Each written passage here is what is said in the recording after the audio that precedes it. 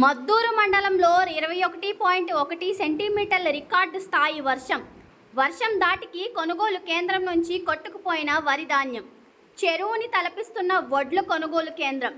నీళ్లలో నుంచి ధాన్యాన్ని బయటకు తీసి ఆరబోస్తున్న రైతులు. వరదల మొత్తం సగం వడ్లు కొట్టుకుపోయినాయి. ఇట్లా పడి మెంతా తుఫాన్ ఎఫెక్ట్తో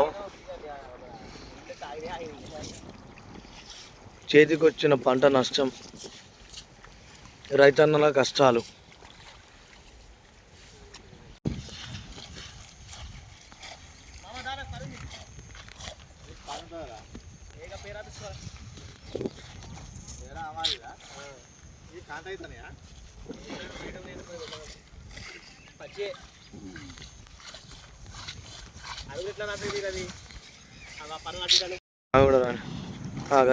నువ్వు కూడా పోరా రవి.